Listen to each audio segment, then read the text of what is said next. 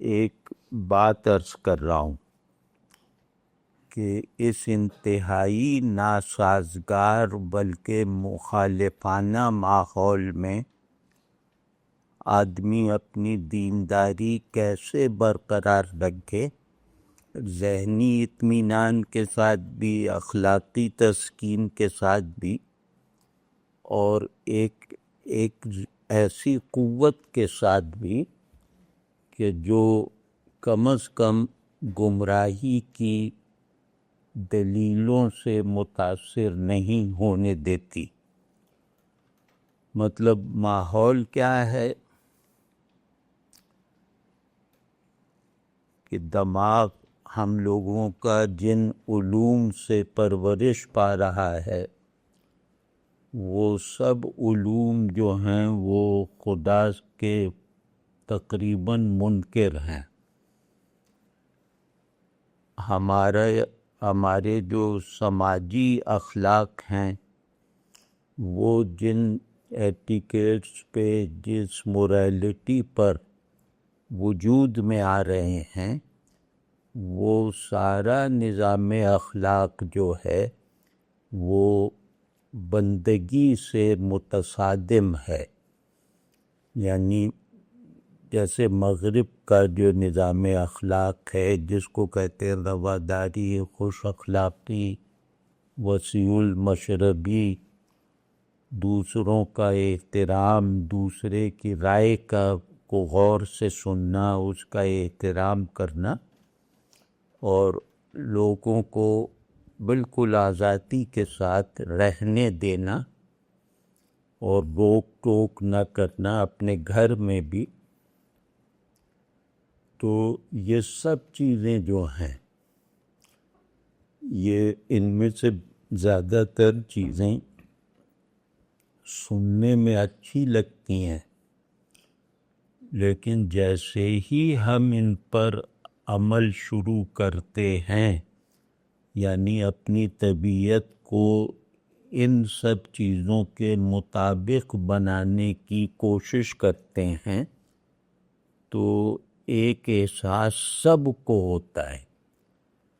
وہ احساس یہ ہے کہ کسی بھی دین کو ماننا ضروری نہیں ہے، اصل حیثیت اور اہمیت آدمی کی ہے۔ یہ آدمی کا اختیار ہونا چاہیے کہ وہ جس طرح بھی رہنا چاہے، سماجی اخلاق اور ملکی قوانین کی پابندی کرتے ہوئے، تو اسے اس طرح رہنے کا حق ہونا چاہیے۔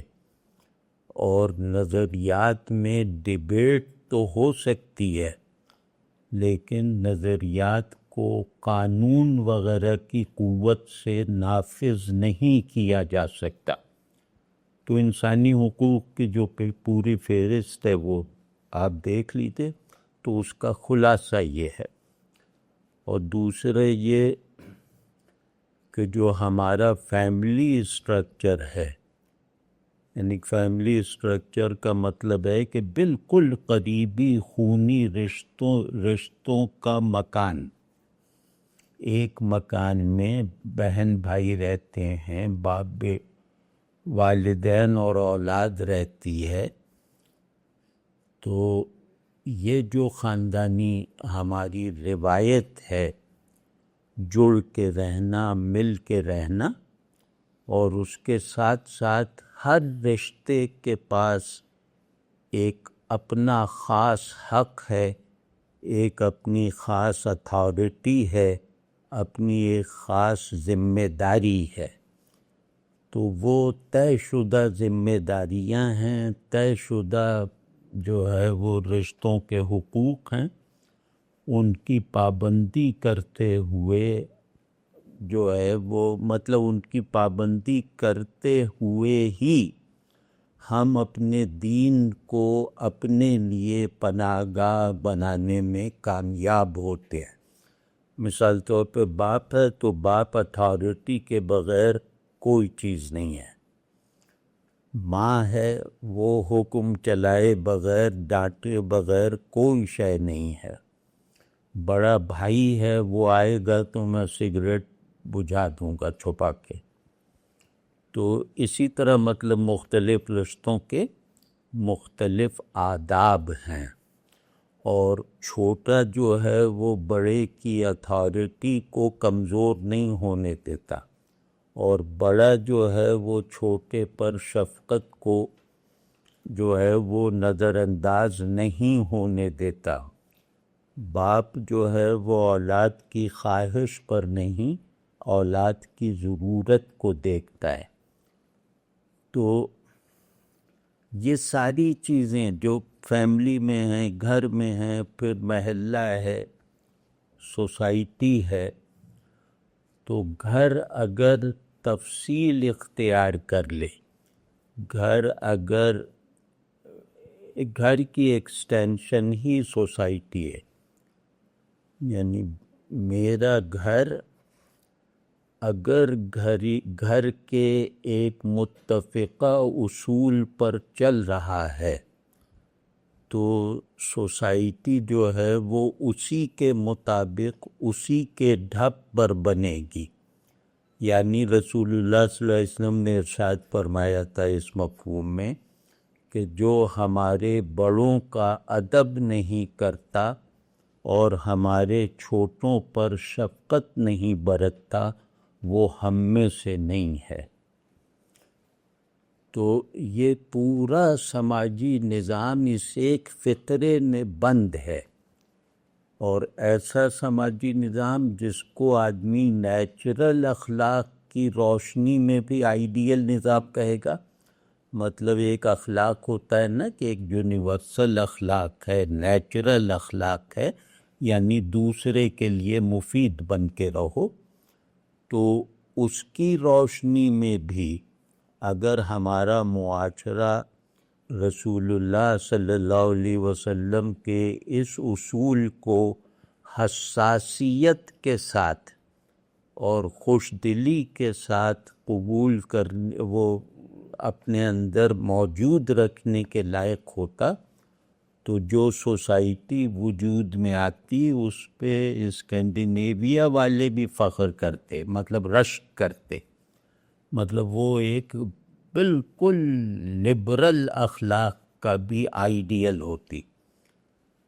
تو کیونکہ ہم نے یہ مطلب کسی وجہ سے، کسی کوتاہی سے، کسی کمزوری سے ہم سوسائٹی کو اس بنیاد پر نہ رکھ سکے، نہ چلا سکے، تو پھر بھی اس کے باوجود بھی ہمارا جو خاندانی نظام ہے وہ آج بھی ایک قابل اعتبار حد تک اپنی اقدار پر چل رہا ہے.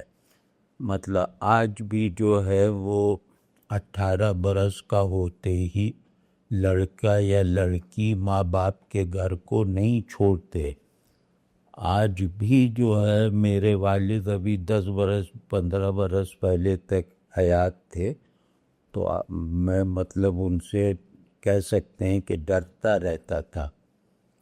تو مطلب یہ رشتے جو قریب قریب کے ہیں، ان رشتوں کے لیے جو ہمارا پورا تصور ہے وہ تصور کسی حد تک آج بھی باقی ہے.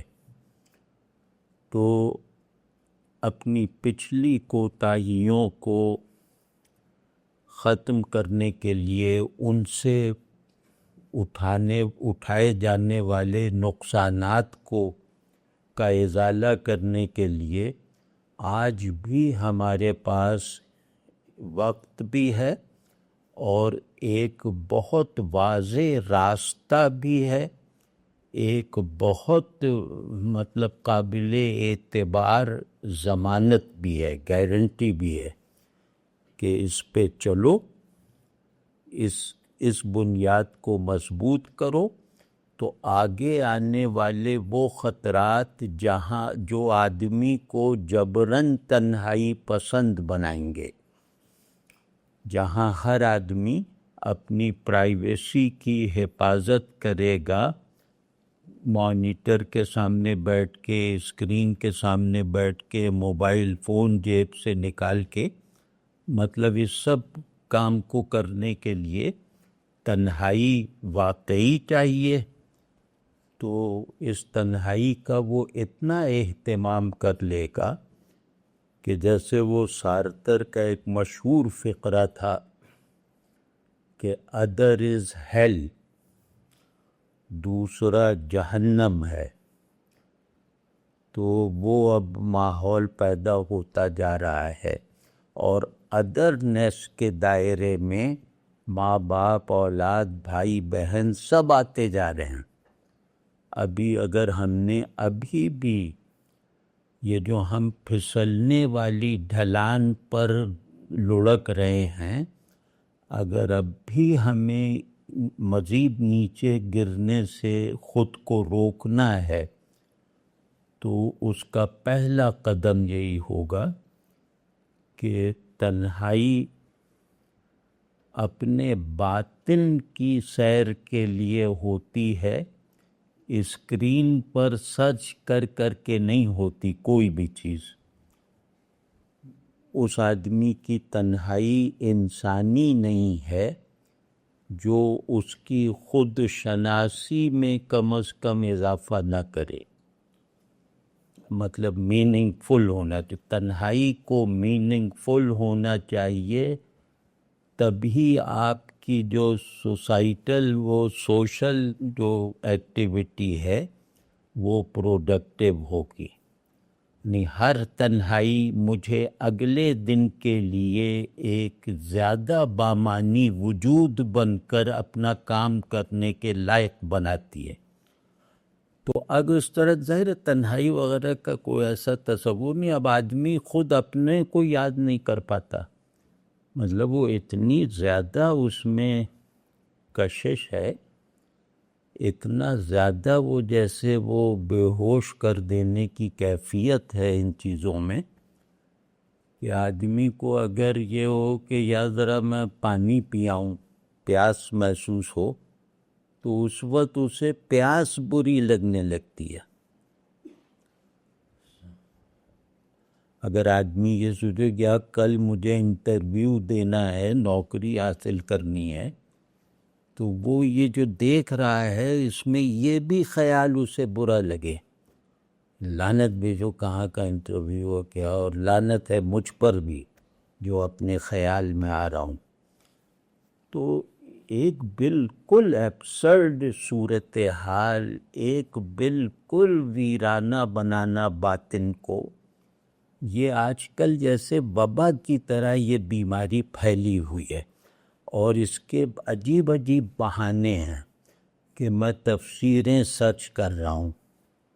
اب کام تو اچھا ہے، ظاہر ہے قرآن شریف کی تفسیریں وہ سرچ کر رہا ہے، وہ سرچ کرتے کرتے کسی کیسینو میں داخل ہو جاتا ہے۔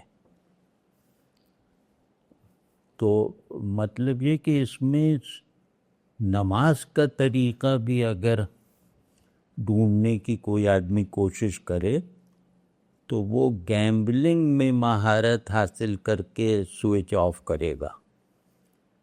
تو یہ اس صورتحال میں ہم ہیں، اور یہ ایک ایسی صورتحال ہے کہ پہلے تو یہ تھا کہ بھئی وہ اخبار نہیں پڑھ سکتا تو اخبار کی طرف وہ دیکھتا بھی نہیں تھا جو نہیں پڑھ سکتا تھا، تو اب جو اخبار نہیں پڑھ سکتا وہ ہر سائٹ کھول سکتا ہے، اور اتنی سہولتیں بھی پیدا کر دی انہوں نے ہم پر رحم کھا کے کہ چلو کچھ نہیں تو بول دو سامنے تو وہ کھل جائے گی۔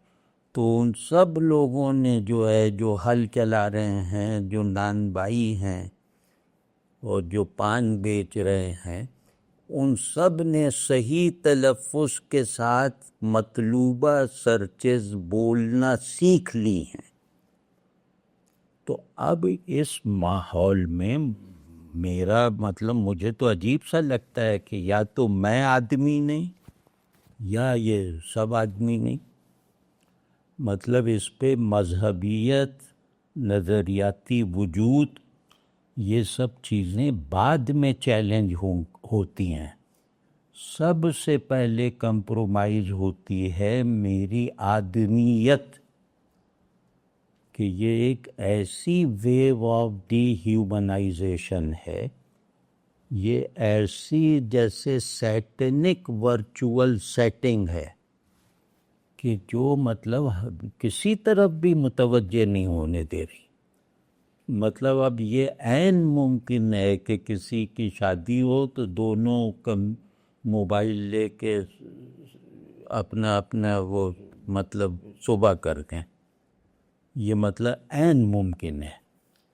تو آدمی اپنی بایولوجیکل آئیڈینٹی میں بھی آدمی کی طرح اب بیہیو نہیں کرے گا. یہ یاد رکھنا کہ آدمی کو، چلو آدمی کی سب سے جو لوور سطح ہے وہ انسٹنکٹ کی ہے، اس کی بایولوجیکل بناوٹ ہے، ڈرائیوز ہیں. تو اب وہ جو biological needs, biological practices, biological order جو ہے وہی ہیومن نہیں رہ جائے گا. تو اب اس میں پہلا جو کام ہے، مطلب یہ براہ راست خطرہ ہے نا آدمی کو، کہ ہو سکتا ہے کہ بنی نوع آدم ماں باپ سے نہ پیدا ہو آگے. سمجھ رہے ہیں نا، اولاد کے لیے مرد کو عورت کی، عورت کو مرد کی ضرورت نہ رہ جائے. تو یہ سب خطرات خیالی نہیں ہیں، کوئی ایسا کوئی فکشن تھوڑی ہے، یہ سب خطرات ظہور کرنا شروع ہو چکے ہیں. مطلب یہ ابھی 2-4-10 مثالیں سامنے آئی ہیں اس لیے کہ دیکھ لو ہم یہ کر سکتے ہیں. تو اب ہم تو جو بھی دیکھتے ہیں، ہم تو اپنی انسٹنکٹ سے اوپر اٹھنے کی عادت ہی چھوڑ بیٹھے ہیں. یعنی ہمارے لیے زندگی کی سب سے قیمتی چیز لذت ہے. یعنی ہمارے لیے زندگی کا سب سے زیادہ محبوب تجربہ وہ لذت کی کیفیت میں رہنا ہے. ہم ہر چیز اس لذت اندوزی کے لیے چھوڑنے پر تیار ہیں، الا ماشاء اللہ، مطلب زیادہ تر. تو اور وہ لذت بھی کوئی روحانی لذت، کوئی قلبی کیفیت وغیرہ نہیں ہے. اچھے زمانوں میں اس سے بھی روکا جاتا تھا کہ نماز کیا تم اپنے لطف لینے کے لیے پڑھ رہے ہو؟ تو جو مشائخ تھے وہ اس سے بھی روکتے تھے. تو لیکن اب وہ سب کہاں رہ گیا ہے؟ اب تو لذت کا مطلب صرف بایولوجیکل پلیجر ہے، ایک ہیڈونزم ہے جو ہم پر بہت بری طرح مسلط ہے مطلب ہونے جا رہا ہے، نہیں ہے. تو اب ان سب میں مطلب یا تو مجھے اسی میں رہنا ہے جہاں جیسے آج تک 200 سال سے ہو رہا ہے کہ جدھر کی ہوا ہو ادھر چل پڑو. اور پھر کیونکہ اس میں فائدے بھی ہیں، یعنی اس میں صرف ایسا نہیں ہے کہ مجھے نشے کا عادی بنا کر ناکارہ کر کے کونے میں ڈال دیا، یہ نہیں ہے. اب ان لوگوں نے بہت سبق سیکھے ہیں جو یہ کر رہے ہیں. اب یہ ہے کہ نشے کا عادی بنانے کے بعد آپ کی آمدنی بڑھا دیں گے، آپ کے رہن سہن کا معیار بلند ہو جائے گا، آپ زیادہ کمانے لگیں گے.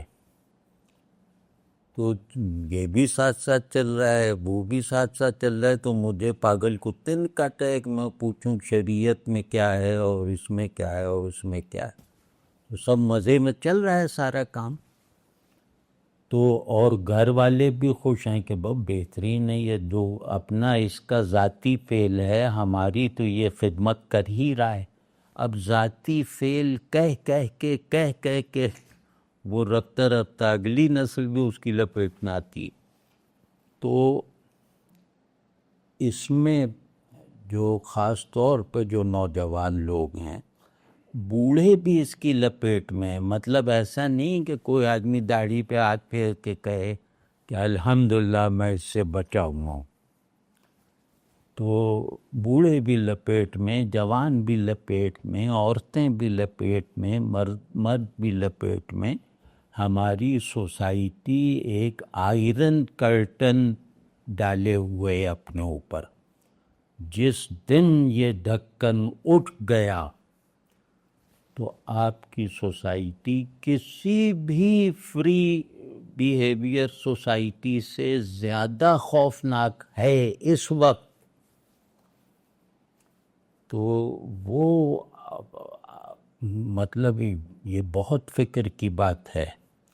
تو اب اس کے لیے جو ہے وہ پہلی چیز جو ہے کہ اس کو مذہبی اصطلاحات میں نہ الجھائیں. اس سے جو ہے وہ ایک، کیونکہ آدمی لذت چھوڑ کر بے لطفی میں نہیں جا سکتا. جو آدمی ایک مہینہ 7 اسٹار ہوٹل کے کمرے میں رہا ہے، اس کو آپ جھونپڑی دکھا کے یا کچا گھر دکھا کریں کہ اس میں آ جاؤ، اس میں ثواب زیادہ ہے، تو وہ کہے گا کیسا سا، یہ کیا ثواب ہے؟ نہیں، نقد عذاب اور ادھار ثواب، یہ کیا منطق ہے؟ تو وہ نہیں چھوڑے گا. تو اب اس میں جو ہے مذہبی اصطلاحوں میں نہیں، مذہبی اصطلاحیں اس وقت جو ہیں وہ زخم پہ تیزاب چھڑکتی ہیں، کیونکہ مذہبی لوگوں کا کردار اب ایسا رہ گیا. تو اب سامنے کی بات کریں، بالکل ہر ایک کو سمجھ میں آنے والے خطرے کی نشاندہی کریں. ابھی وہ سمجھ سکتا ہے کہ واقعی یہ خطرہ ہے. تو جس خطرے کو سب لوگ سمجھ سکیں کہ ہاں واقعی خطرہ ہے، جیسے ہیروئن پینے والے کو آپ ایکس رے رپورٹس وغیرہ وہ دوسرے لوگوں کی دکھائیں اور کہیں کہ بھئی تم تو 1 سال میں مر جاؤ گے، تو وہ مطلب اکثر لوگ کہیں گے کہ ہمارے پاس ریہیبلیٹیشن سینٹر میں جانے کے پیسے نہیں ہیں، تو ہمیں دلوا دو، ہم چھوڑ دیتے ہیں، مطلب ڈر جاتے ہیں. تو ابھی وہ ڈرانے والی چیزیں، ہر ایک کو ڈرانے والی چیزیں موجود ہیں، انہی کو گفتگو کا موضوع بنائیں، انہی کو مکالمے کی بنیاد بنائیں. اور وہ یہ ہے کہ تمہیں یہ پسند ہے کہ تم ڈی ہیومنائز ہو جاؤ، تم آدمی نہ رہ جاؤ، یہ پسند ہے تمہیں. اب آدمی نہ رہ جانے پہ ظاہر وہ کہے گا کہ کیا مطلب، تو یہ سب مطلب اس کو بتائیں. تو اس سے بہت زیادہ امید ہے کہ بعض لوگوں میں آدمیت کو برقرار رکھنے والی غیرت اور سنجیدگی اور جذبہ بیدار ہو جائے اور وہ ایک دم جیسے اس زنجیر کو توڑ دیں. یہ زنجیر بھی ورچوئل چین ہے بہت مضبوط، لیکن ہے یہ خیالی. تو وہ بس ایک دم جاگ کے اس کو توڑا جا سکتا ہے. تو لوگوں کو دعوت دیں کہ اپنے آدمی ہونے کی حفاظت کرو. تم جو جا کے فلمیں دیکھو، جا کے گانے سنو، کچھ بھی کر رہے ہو کرو، لیکن کوئی قدغن کے بغیر پہلی بات یہ سنو، ہم تم سے یہ نہیں کہہ رہے کہ یہ کرو یہ نہ کرو، ہم تم سے صرف یہ کہہ رہے ہیں کہ کیا تم یہ گوارا کرو گے کہ کل تم میں اور کسی جانور میں کسی بھی طرح کا کوئی فرق نہ رہ جائے؟ تم یہ برداشت کر لو گے؟ اب اس کے گھر کی مثال لیجیے. تو آدمیت کی حفاظت کی، دفاع آدمیت کی تحریک اس وقت سب سے بڑی دینی ضرورت ہے۔ تو آدمی بنو گے تو نماز وغیرہ پڑھو گے نا، آدمی نہ رہے تو مکلف ہی نہیں ہے۔ تو اللہ نے تو آدمیوں کے لیے دین بھیجا ہے نا، تو وہ ہم وہ اپنی وہ آدمیت لوز کرتے جا رہے ہیں جس کو خدا مخاطب کرتا ہے کہ جنت میں آنے کا یہ راستہ، دوزخ میں جانے کا وہ راستہ۔ تو وہ آدمی ہی نہیں رہے گا تو پھر کس کو مخاطب کرے گا؟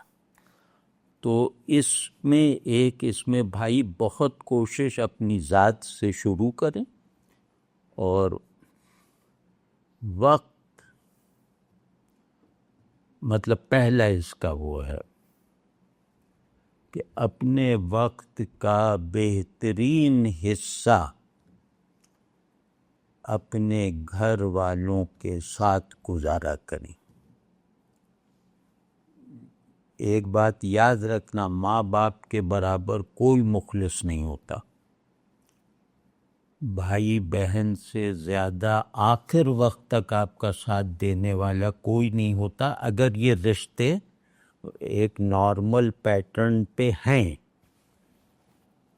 تو یہ اب نہیں رہ گئے، وہ الگ بات ہے کہ اب نہیں رہ گئے، لیکن ہم اس کو بحال کیے بغیر آدمیوں کا نظام تعلق قائم کرنے یا اس نظام تعلق کا حصہ بننے کے لائق نہیں ہو سکتے۔ آغاز گھر سے کرو، اور اس میں ماں باپ کو، یعنی کہ ہر آدمی سمجھ سکتا ہے کہ کون مجھ سے خوش ہے، کون مجھ سے بیزار ہے۔ یہ انٹیوشن اللہ نے ہر آدمی کو دے رکھا ہے کہ ہر آدمی سمجھ جاتا ہے کہ فلاں مجھ سے ناراض ہے، فلاں مجھ سے خوش ہے، یا فلاں مجھ سے بیزار ہے، بغیر کہے سمجھتا ہے نا۔ تو اگر کسی کو، نوجوان کو یہ تجربہ نہیں ہے کہ اس کے ماں باپ اس سے روزانہ زیادہ خوش ہوتے رہتے ہیں، یعنی آج جتنے خوش ہیں کل اس سے زیادہ ہو جاتے ہیں، وہ انتظار کرتے ہیں، وہ میرے جائے بغیر جو ہے وہ چین سے سوتے نہیں، وغیرہ وغیرہ، جو بھی خوشی کی علامت اور نشانی ہو۔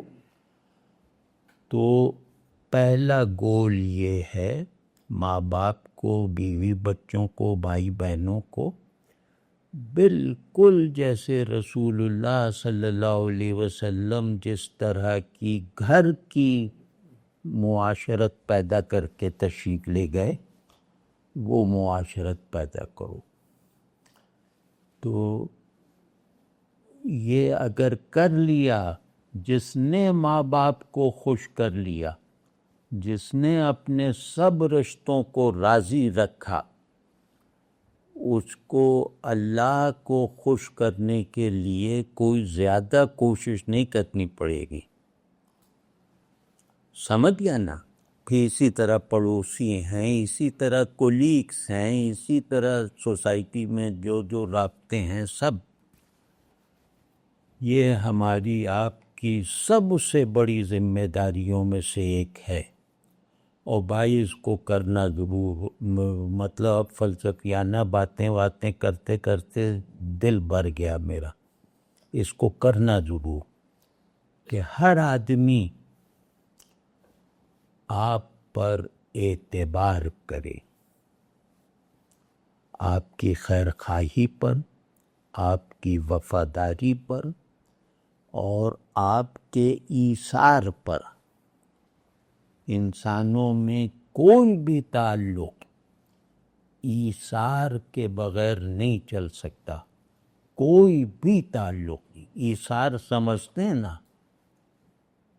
ایثار کہتے ہیں کہ میرے پاس ایک ہی روٹی ہے، مجھے بھوک 2 روٹی کی ہے، تو آپ آ گئے، آپ نے کہا کہ یار تم نے تو 2 وقت سے نہیں کھایا، میں نے 3 وقت سے نہیں کھایا، تو میں کچھ نہ کروں تو اس کو آدھا کر دوں کہ یہ تمہاری یہ ہماری. میرا آپ کا جھگڑا ہو جائے کہ بھائی میں کہوں کہ میں نے آپ کا قرض واپس کر دیا تھا، آپ کو یقین ہے کہ نہیں واپس کیا، تو اب یہ تھوڑی دیر گفت و شنید ہوئی، کچھ تیزی سے بات ہوئی، اور اس کے بعد آپ کو اچانک اپنی ذمہ داری یعنی اپنا آدمی ہونا یاد آ گیا. آپ نے کہا ہاں نہیں واقعی تم نے دے دیے تھے، جبکہ یہ کہتے ہوئے بھی آپ کو یقین ہے کہ میں نے نہیں دیے تھے. یہ ہوتا ہے ایثار. تو اس ایثار کو اپنے تعلق، ہر طرح کے تعلق کی جیسے روح بنا کر دکھائیں. ہر طرح کا تعلق ایثار کے بغیر بے معنی ہے، چاہے ایثار کرنے کا موقع نہ آئے کبھی بھی. یہ الگ بات ہے کہ موقع ہی نہ آئے، لیکن آدمی جیسے انتظار میں رہے کہ یار اس کے لیے میں کچھ تو ایثار کروں. جیسے ہم لوگ تھے نوجوانی میں تو ہمیں اس دوستی پر زیادہ اعتبار نہیں ہوتا تھا اپنے اوپر کہ ہم فلاں کے دوست ہیں، تو اپنے اوپر اعتبار نہیں ہوتا تھا کہ میں نے تو اس کے لیے کچھ کیا ہی نہیں، میں نے اس کے لیے کوئی سختی نہیں اٹھائی. یہ میری نوجوانی کی بات میں کر رہا ہوں کہ دوست اس وقت تک خود کو دوست سمجھنے کے قابل ہوتا تھا جب وہ اپنے دوست کے لیے کوئی قربانی دیتا تھا یا کوئی سختی اٹھاتا تھا. تو اسی طرح والدین ہوتے ہیں کہ والد صاحب رخصت ہو گئے، والدہ چلی گئیں، اب یاد آ رہا ہے گیا ہو تو کوئی خدمت ہی نہیں کی، تو یہ ایک روگ بن جاتا ہے.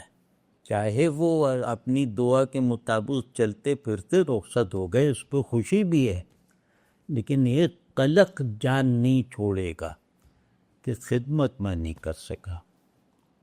واضح ہے نا؟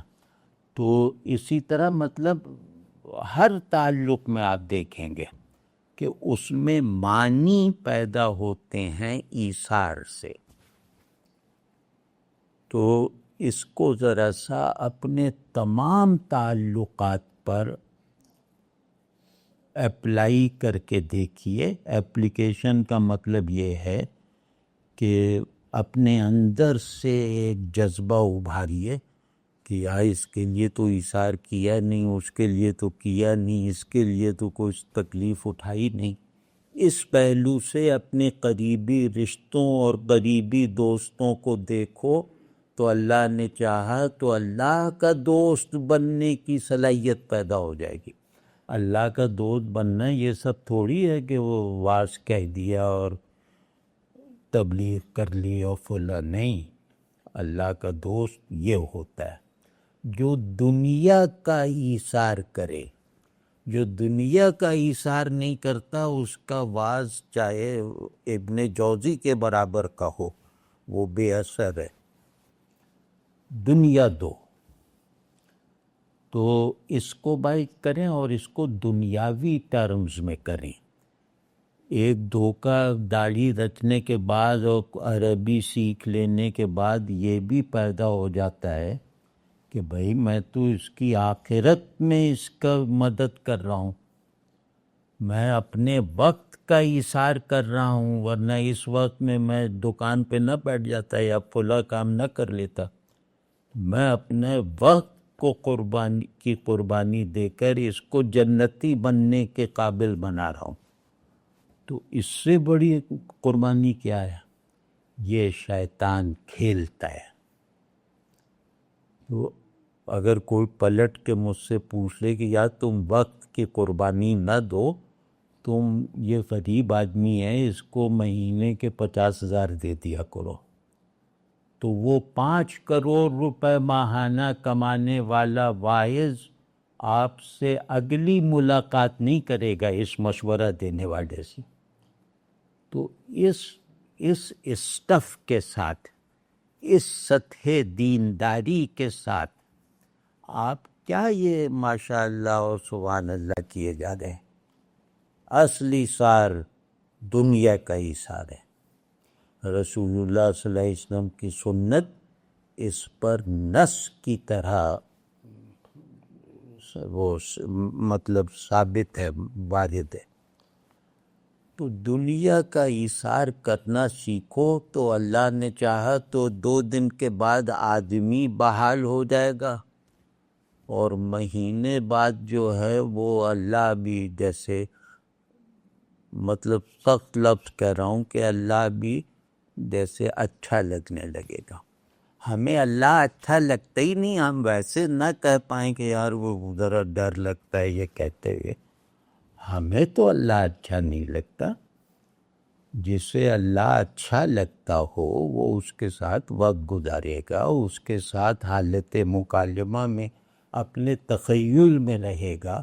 اس کے اندر احساسات کی ساخت جو ہے وہ اللہ سے تعلق کو محسوس کرنے والی بن جائے گی. تو وہ سب تو ہمیں لگتا ہی نہیں. ہم تو مطلب اکثر یہ ہوتا ہے کہ اذان آ جائے، ہم لوگ باتیں کر رہے ہوں کہ تحریک انصاف اور نون لیگ وغیرہ، اذان کی آواز آ جائے تو وہ آواز بری لگنے لگتی ہے، کیونکہ اب داڑھی رکھی ہوئی. اب یہ لوگ تو بیٹھے یہ کیا کہیں گے کہ اذان کا جواب نہیں دیا اور نماز کے لیے نہیں جا رہا. اس وقت ایک شکایت پیدا ہوتی ہے. تو ہمیں کہاں اللہ تھوڑی اچھا لگتا ہے. ہم تو بس، بلکہ مجھے یہ جب سے یہ بل آیا ہے نا، یہ جینڈر والا جو ہے، مجھے یہ لگ رہا ہے کہ ہم اپنے ایک محسن کا انتظار کر رہے ہیں، ایک نجات دہندہ کا انتظار کر رہے ہیں جو ہمیں اللہ سے چھڑوا دے، اللہ سے نجات دلا دے. یہ ہے ہمارے دل کی آواز جو ہم سنتے ہیں لیکن زبان پہ لانے کی ہمت نہیں کر پاتے، کیونکہ ہم بہت چھوٹی چھوٹی شخصیتیں ہیں. یا تو آدمی کھڑا ہو کے کہہ دے کہ بس لا الہ، تو یہ کہنے کی ہمت نہیں ہے. اور الا اللہ کہتے وقت جو ہے وہ مطلب ایک جیسے کڑوی دوا جیسا ذائقہ زبان پہ پھیل جاتا ہے.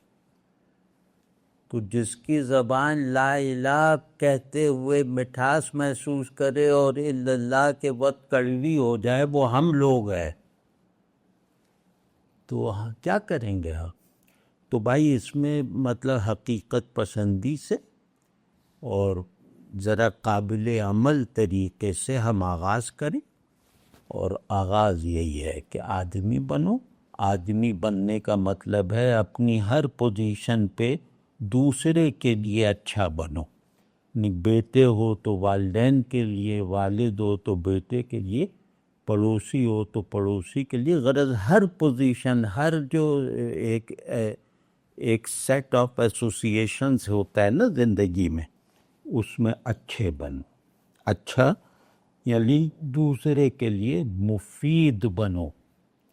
پہلا قدم دوسرے کے لیے خوشگوار بنو، یہ دوسرا قدم.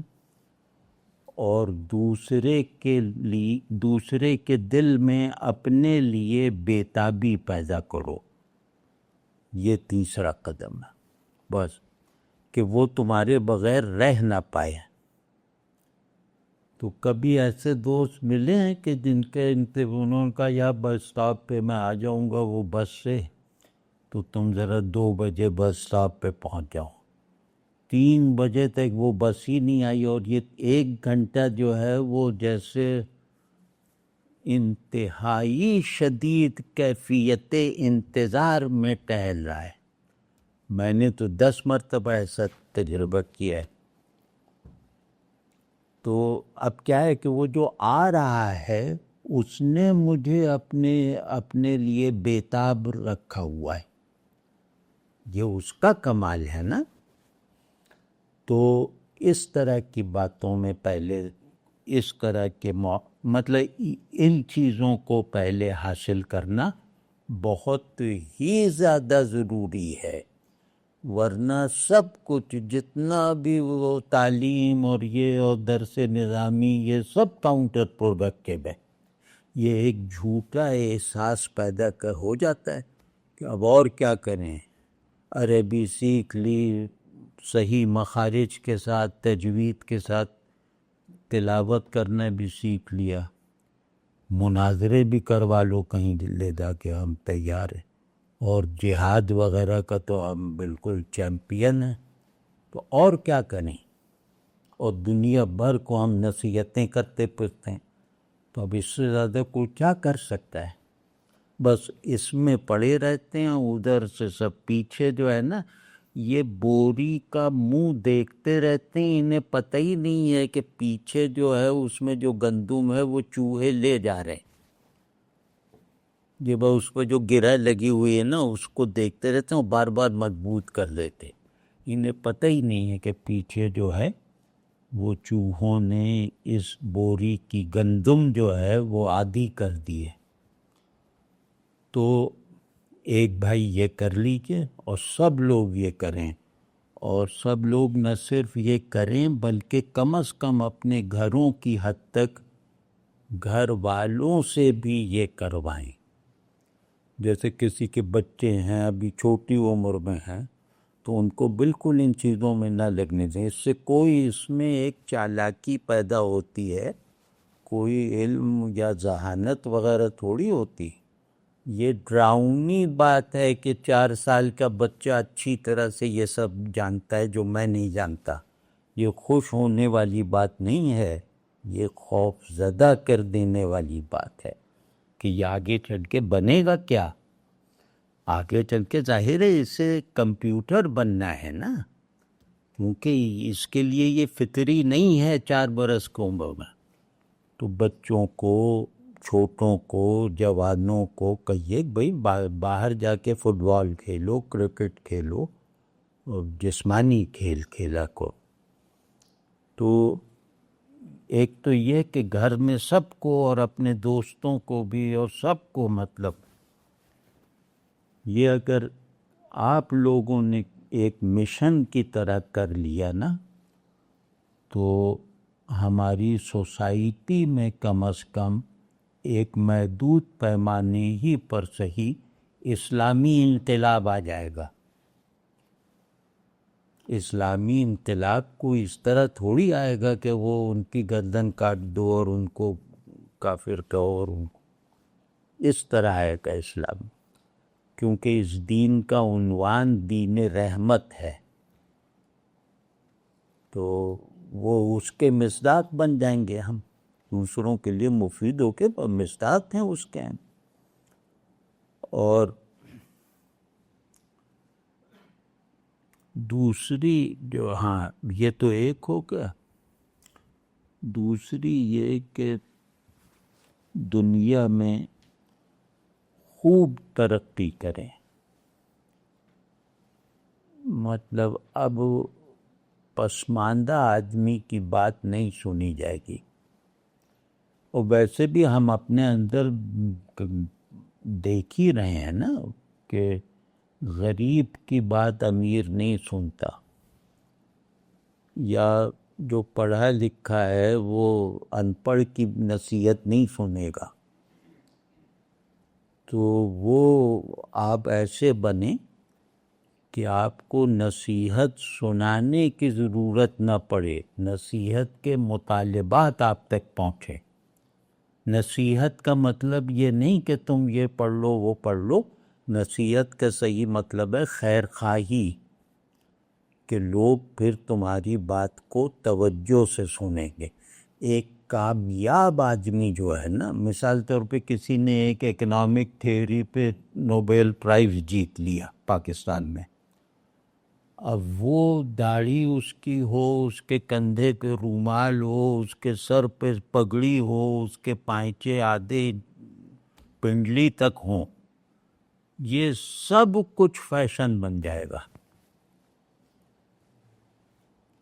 اور لوگوں کی نظر اس پہ بالکل نہیں رہے گی کہ یہ کون مولوی ہے، پھر یہ فیشن بن جائے گا۔ وہ جو بات کہے گا وہ جامع ازہر کا ریکٹر بھی کہہ دے یا سارے علماء مل کے کہیں تو اتنا اثر نہیں ہوگا جتنا اس کا ہوگا۔ تو آپ معلوم کہ ڈاکٹر عبدالسلام کی وجہ سے قادیانیت کو پر لگ گئے تھے۔ قادیانیت کے پھیلاؤ کی سب سے بڑی وجہ ڈاکٹر عبدالسلام کا قادیانی ہونا تھا۔ ڈاکٹر ایم احمد جو پلاننگ کمیشن کے چیئرمین تھے ایوب خان کے زمانے میں، ان کا قادیانی ہونا تھا۔ ایئر مارشل ظفر چودھری کا قادیانی ہونا تھا اور با اخلاق ہونا تھا۔ تو وہ پتہ لگ گئے، مطلب جو افریقہ میں اب قادیانیت 2 کروڑ آدمی ہیں، تو وہ ڈاکٹر عبدالسلام یہ دیکھو یہ نوبل پرائز، یہ دیکھو یہ تھیری، اب اس کی سمجھ میں آئے یا نہ آئے کہ کیا تھیری ہے، وہ کہا اتنا بڑا آدمی اس مذہب نے پیدا کر دی، تو وہ مرعوب ہو جاتے ہیں۔ گاندھی سے آئنسٹائن ملنے 2 مرتبہ آیا ہے ہندوستان، تو کیونکہ گاندھی نے وہ کامیاب آدمی کا ماڈل بن کے دکھا دیا نا، تو 2 مرتبہ، اور کون کون نہیں ہے جو نہیں آیا گاندھی سے ملنے اس کی زندگی میں بڑے لوگ۔ تو اس کو بھی ایک دینی فریضہ سمجھیں کہ اس امت پہ جو احساس کمتری، احساس بے بسی مسلط ہے، جس کو یہ دور کرنے کے لیے غصے کو ہتھیار بنا رہی ہے۔ مطلب احساس کمتری کو دور کرنے کا یہ طریقہ ہے کہ اس کو گالی دے دو، اس پہ بندوق تان لو۔ یہ سب کچھ ایسے ہی ہے جیسے مضارعین اٹھ جائیں اور خوانین کو مارنا شروع کر دیں۔ کے پی کے میں ساری تحریک اسی فرسٹریشن سے پیدا ہوئی کہ مولوی نے اٹھ کے کہا یا مظاہرے نے یا ان کے جو معاشی طور پہ نچلے طبقات نے، وہ سب اٹھے اور انہوں نے خوانین کو مار دیا، ڈرایا، بھگایا۔ وہ یہ سمجھنے لگے کہ ہم نے طاغوت کو شکست دے دی، جبکہ ان کا اصل مسئلہ نفسیاتی تھا، طبقاتی کشاکش والا تھا۔ تو اب کیا وہ فلاں ملا جو ہے وہ یوں بیٹھا ہوا اور خوانین جو ہیں وہ ہاتھ جوڑے یوں بیٹھے ہوئے، اس کو بڑا سکون مل رہا ہے کہ یہی تھے نا جو مجھ سے کہتے تھے کہ پانی لاؤ اور کھانا لاؤ اور پاؤں دباؤ، اب دیکھو کیسے بیٹھے میں۔ یا کراچی میں الطاف حسین آیا، تو کیا آیا، اس نے کراچی والوں کے ایک کامپلیکس کو دور کر دیا کہ یہ ہم لوگ یار ان سے لڑ نہیں سکتے، پنجابیوں سے، پٹھانوں سے، تو جب بھی لڑتے ہیں پٹائی ہوتی ہے۔ وہ آیا، اس نے کہا دیکھو یہ پٹھان یہ پنجابی دونوں ڈرتے ہیں اب تم سے۔ انہوں نے کہا بس ہمیں ہماری منزل مل گئی۔ تو ایک فرسٹریشن میں یہ سب ہوتا ہے۔ تو وہ نظریں ہم لوگوں کے یہاں ہے ہی نہیں کہ ہم چیزوں کو ان کے روٹ کاز میں دیکھنے کی کوشش کریں، روٹ کاز میں، اور اس کا جو انسیڈ مقصد ہے اسے بھانپنے کی کوشش کریں۔ یہ نہیں کہ وہ جھنڈے کو دیکھ رہے ہیں، جھنڈے تھامے ہوئے ہاتھ کو دیکھو کہ یہ کس غرض سے تھامے ہوئے اس جھنڈے کو۔ تو اس لیے دوسری جو بات میں عرض کر رہا تھا کہ علمی ترقی کریں،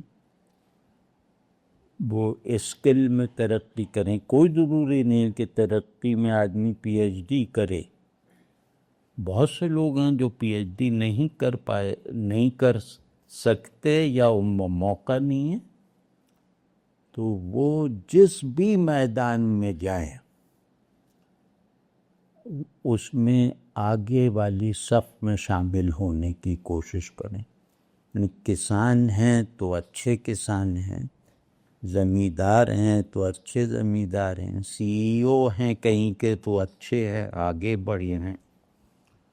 تو یہ بہت ضروری ہے، مطلب کیونکہ میرا تعلق ہر طرح کے طبقوں سے رہتا ہے تو میں یہ جانتا ہوں یہ بہت زیادہ ضروری ہے.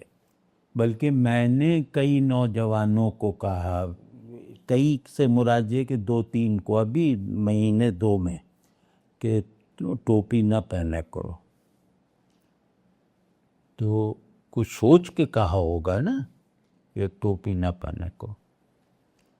تو اس سے مطلب ان کو میری نظر میں ہے کہ وہ جس لائن جو کیریئر بنانے جا رہے ہیں وہاں پر ان کو کسی فرسٹریشن سے آزاد ہو کر آگے بڑھنے کا موقع ملے گا.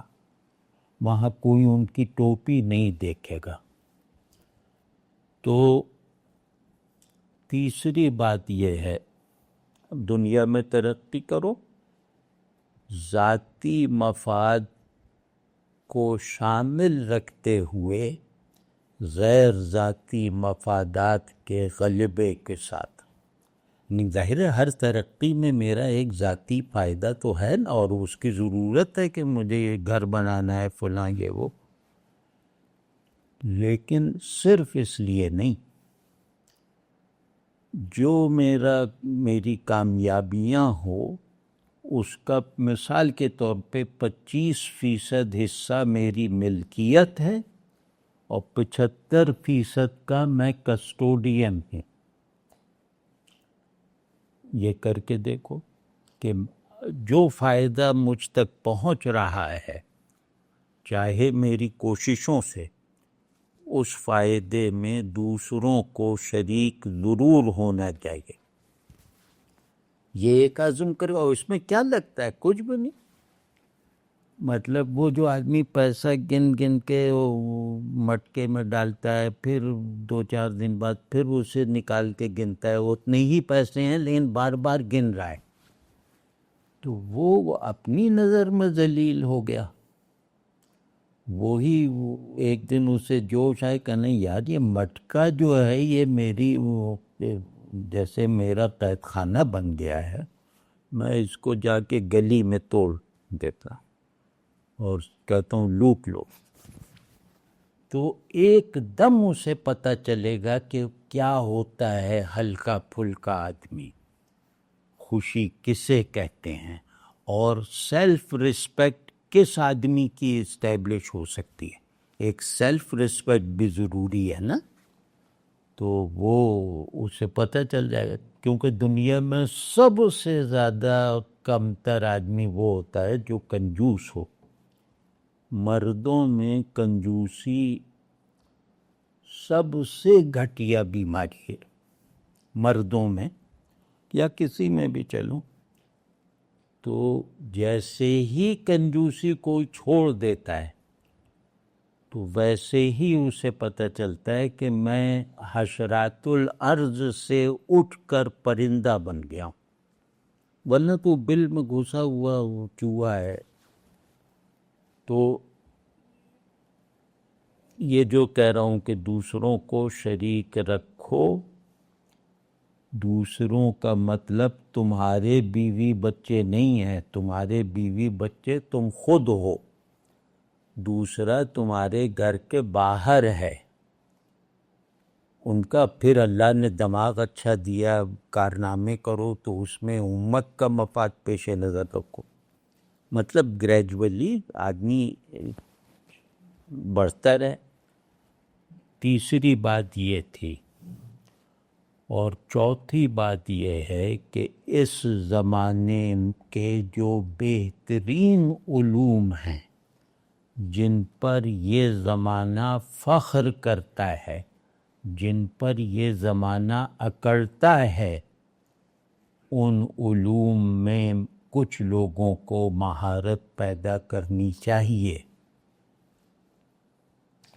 اب موجودہ صورتحال یہ ہے کہ لمز سے لے کر مدرسہ رضویہ نظامیہ چشتیہ تک ذہنی سطح ایک ہے. لمز والا بلا وجہ پتہ نہیں کس وہم میں اکڑ رہا ہے، وہ اتنا ہی جانتا ہے ان علوم کو جتنا کسی بھی گاؤں کا کوئی موچی جانتا ہے. علم جاننا کسے کہتے ہیں؟ علم حافظے میں محفوظ کر لینے کا عمل نہیں ہے. علم امتحان پاس کر لینے کے لیے درکار معلومات کا پلندہ نہیں ہے. علم کچھ اور ہے. مطلب آپ جو بھی علم حاصل کریں، میں آپ سے پوچھوں کہ اس علم کا مقصد کیا ہے تو آپ فی البدیہہ بتائیں. میں اس کی بڑی بڑی اصطلاحات پوچھوں تو آپ بغیر سوچے سے ہی جواب دیں. پھر میں آپ سے کہوں کہ اس پہ ذرا تنقید کرو، اس علم کی اب تک جو پیش رفت ہوئی ہے اس میں غلطیاں اور خامیاں نکالو. آپ کو اس لائق ہونا چاہیے. جو عالم اپنے علم پر تنقیدی نظر ڈالنے کا اہل نہیں ہے وہ عالم نہیں ہے. وہ بلکہ اس کو کہتے ہیں کمپاؤنڈ اگنورینس، کہ وہ کمپاؤنڈ اگنورینس میں مبتلا ہے، یعنی وہ اپنے جہل کو علم سمجھ رہا ہے. تو اس کا بھائی یہ سب کر کے اس کو بہترین طرح سے رواج دیں. اور آخری بات جو ہے وہ، کیونکہ لوگ یہ نہ کہیں کوئی بات وہ ہماری نہیں ہوئی، اللہ سے تعلق کے لیے کیے جانے والے اعمال میں نماز ایسی چیز ہے جو بار بار کرتے رہنے کا موقع ملتا ہے. نماز کو ہر قیمت پر اچھا ہونا چاہیے. جس کی نماز اچھی نہیں ہے نا، اس پر اللہ کے ناراض ہونے کی کسی اور دلیل کی ضرورت نہیں ہے. نماز کا اچھا نہ ہونا اللہ کا مغضوب ہونا ہے. اللہ کی طرف سے عاق کر دیا ہوا ہے وہ نمازی جس کی نماز خراب ہے، بری ہے، اور وہ اسے ٹھیک کرنے کی کوشش نہیں کر رہا. نہیں، خرابی تو ظاہر ہے آ جاتی ہے، اور ہر آدمی وہ پانچوں نمازیں ایک جیسے معیار پہ نہیں پڑھ سکتا.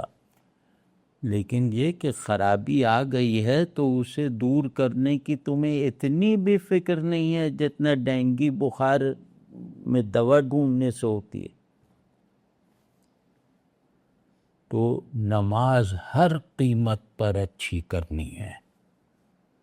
پھر دیکھیے گا، پھر پتہ چل جائے گا کہ رسول اللہ صلی اللہ علیہ وسلم سے کے اسوہ حسنہ سے اپنی اوقات کے مطابق ہم آہنگ رہنے کا تجربہ کیسا ہوتا ہے.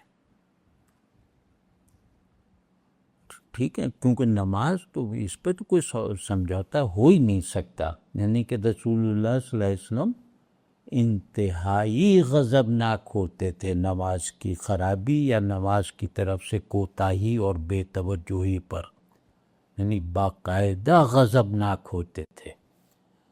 تو وہ اور سب کو معلوم ہے کہ اچھی نماز کسے کہتے ہیں، بری نماز کسے کہتے ہیں. ایک اندر ایک آدمی کے ایک میٹر لگا ہوا ہے. تو آپ جس نماز کو خود اچھی نماز سمجھتے ہیں، مناسب نماز سمجھتے ہیں، وہ آپ کو پڑھنی چاہیے. اور اگر نہیں پڑھ رہے تو بس یہ مرنے جینے کا مسئلہ ہے، اس کو جلد از جلد حل کرنا چاہیے کہ آدمی کی نماز اچھی نہیں ہے اور وہ اس پہ قانے ہے، وہ کرا ہوا چلنے کو جیسی. یہ کیسے ہو سکتا؟ مطلب امامے کا شملہ اگر تھوڑا اونچا نیچا ٹیڑھا میڑھا ہو جائے تو اس پہ آئینے کے آگے سے مولانا 1 گھنٹہ نہیں ہٹیں گے. تو نماز کو تم نے ایسا سمجھا ہوا ہے. مطلب اچھی نماز نہ ہونے کا مطلب ہے کہ آپ اپنے کپڑے اتار کے بازار میں گھوم رہے ہیں. یہ کم از کم یہ کیفیت ہے. تو اب یہ الگ بات کہ آپ کو شوق ہی اس کا ہو تو پھر آپ بہتر ہے یہ نماز بھی نہ پڑھیں. لیکن اگر آپ کے اندر یہ ابھی بھی شرم برقرار ہے کہ یار ایسا تو نہیں ہونا چاہیے. مطلب بعض لوگ ہیں ان کو گن پوائنٹ پہ بھی آپ یہ کام نہیں کروا سکتے ان سے، وہ مر جائیں گے. تو نماز کم از کم اس درجے کی حساسیت اور غیرت والی تو ہونی چاہیے نا. تو یہ جناب کر لیجئے، ایک دوسرے کی مدد کیجئے. سب لوگ ایک دوسرے کے بیک وقت استاد بھی ہیں اور شاگرد بھی، سب ایک دوسرے کے پیر بھی ہیں اور مرید بھی. کوئی آدمی ایسا نہیں ہے جو صرف ناصح بنے، اور کوئی آدمی ایسا نہیں ہے جو ناصح کو نصیحت نہ کر سکے. رسول اللہ صلی اللہ علیہ وسلم کی یہ مشترکہ میراث ہے کہ آپ مجھے نہ گرنے دیں، میں آپ کو نہ گرنے دیں. ایک دوسرے کا سہارا بنے. کوئی کسی سے بڑا چھوٹا نہیں، بڑے چھوٹے کا مطلب پتہ آخرت میں چلے گا. یہاں تو صلاحیتیں ہیں. ایک آدمی بولنا جانتا ہے، وہ پرفارم کر رہا ہے. اب یہ تھوڑی کہ جو خاموشی سے سن رہا ہے وہ اس سے چھوٹا ہے. ہو سکتا ہے وہ بہت بڑا ہو، یہ محض وہاں پہ پرفارمر کی حیثیت سے بلایا جائے. تو دوست اچھا ہو، یہ میں قسم کھا کے کہہ رہا ہوں کہ اچھا دوست سب سے بڑا پیر ہوتا ہے. اچھا دوست سب سے مخلص مرید ہوتا ہے. تو دوست اچھے رکھو تو بس یہ ساری ضرورتیں تزکیے کی، نقصان سے بچنے کی، غموں سے محفوظ رہنے کی، مصیبتوں سے پناہ پا لینے کی، سب حاصل ہوتی رہیں گی خود بخود. کر کے دیکھو. بس دوست اچھے اور انہیں ہر بات کہنے کا حق ہو. اب میں جو وہ فرسٹ ایئر میں تھا تو میں کالج کے دروازے پہ جیسے لڑکوں کو اپنی عمر سے بڑے جو بی اے وغیرہ کے تھے ان کو جمع کر کے روب ڈال رہا تھا، مطلب تقریر کر رہا تھا. اور وہ بڑے بڑے لڑکے دائرہ بی اے کو تو جیسے ان کا لیڈر بنا ہوا تھا اور وہ مانتے بھی تھے. تو اب وہ سڑک پہ کھڑے ہوئے سگریٹ کا کش لگا کے، وہ اس عمر میں ہوتا ہے کہ سگریٹ پینے سے آدمی کا سیلف کانفیڈنس بڑھتا ہے.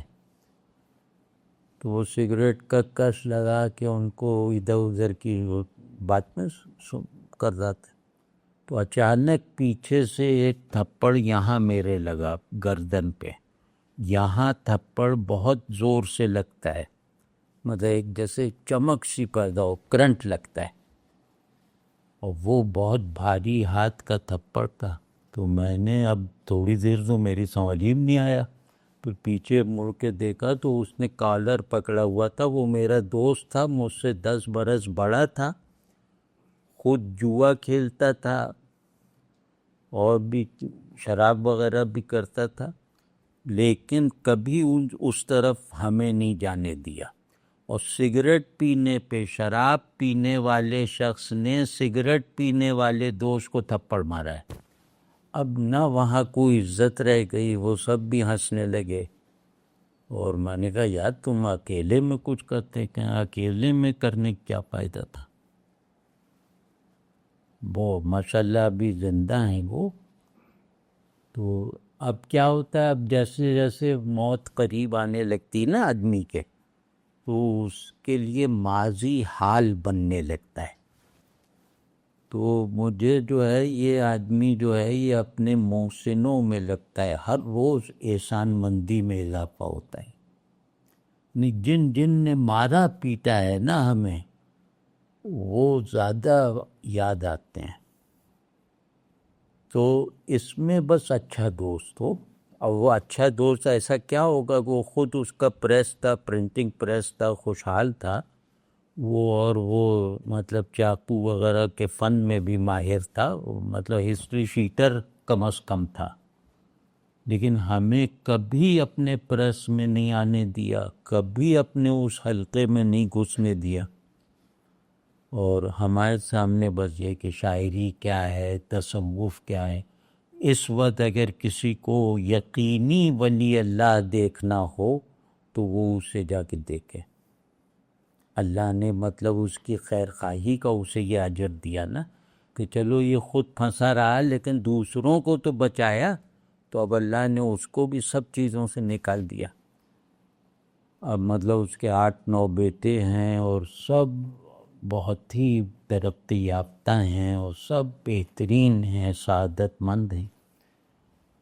تو اس طرح دوستوں کے آگے اپنا وقار کوئی شے نہیں ہوتا. بس باوقار نہ بنو دوستوں میں، ضرورت مند بنے. تو انشاءاللہ بس دیکھیے گا. لیکن بھائی یہ سب کرنا ہے، یہ تو اب کہتے چلے جاؤ تو 50 باتیں ہیں، لیکن یہ سب کرنا ہے غیرت کے ساتھ، شرمندگی کے ساتھ، جذبے کے ساتھ، اور اللہ سے اپنی بے وفائی معاف کروا لینے والی بےتابی کے ساتھ. ہم نے بے وفائی کی ہے نا، تو بس اللہ ہم لوگوں کی توبہ بھی قبول. مندہ آپ لوگوں کی تو توبہ نہیں، وہ آپ کو توبہ کی ضرورت نہیں، مجھ ایسوں کی توبہ بھی قبول کرے، اور جو چھوڑا تھا وہ واپس مل جائے. جو اچھی چیزیں چھوٹ گئی ہیں ہم سے، اللہ وہ ہمیں واپس دلوا دے.